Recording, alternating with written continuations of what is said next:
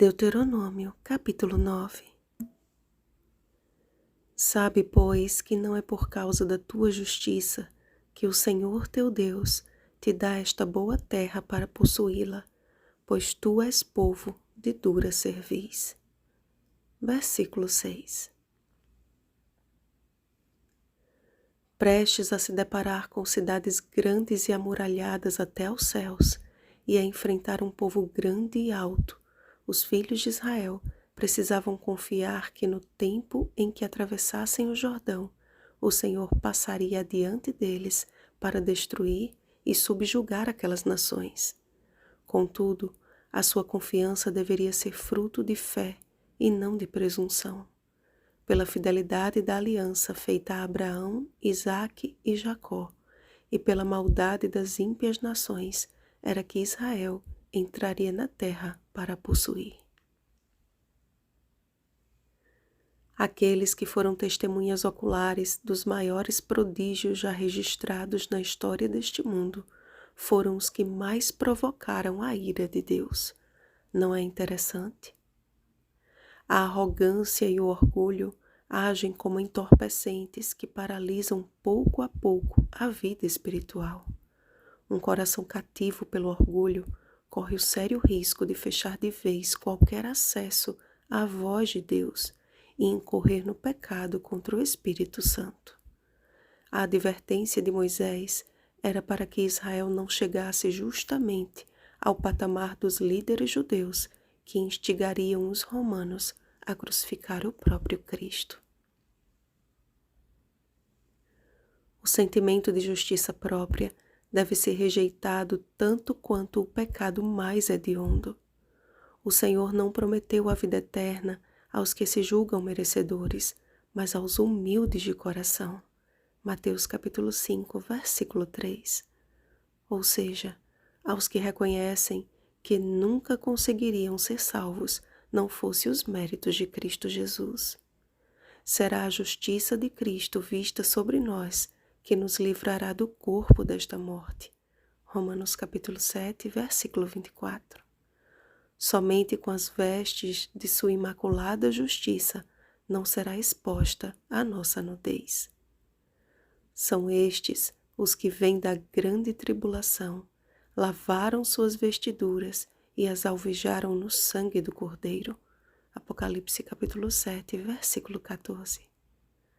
Bem-aventurado aquele que vigia e guarda suas vestes, para que não ande nu e não seja vista a sua vergonha.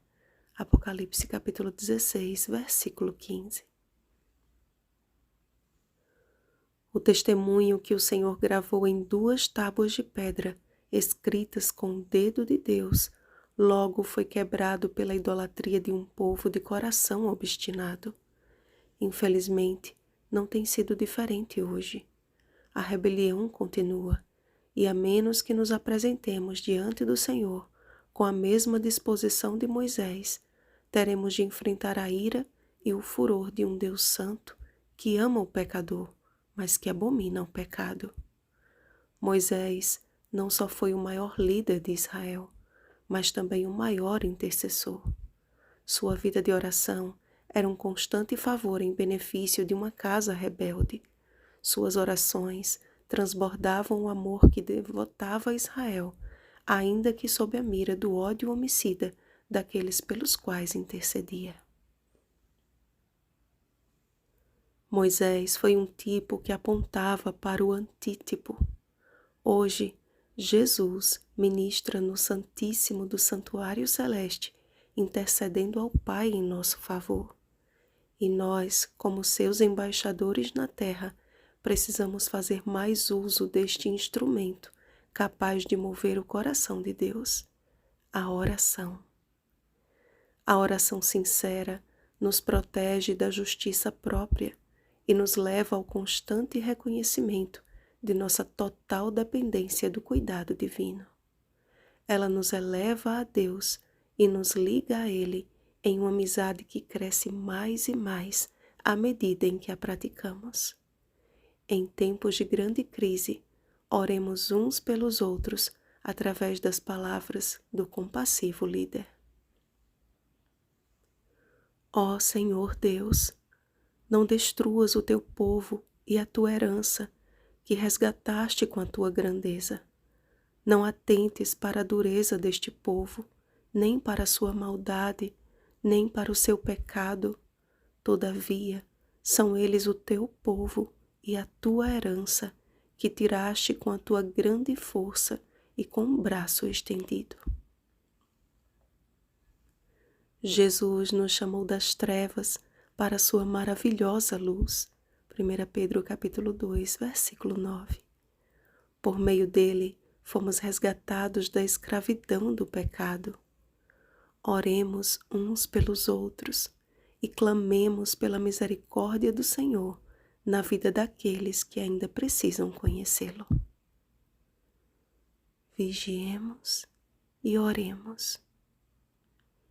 Bom dia, povo do Senhor. Rosana Garcia Barros.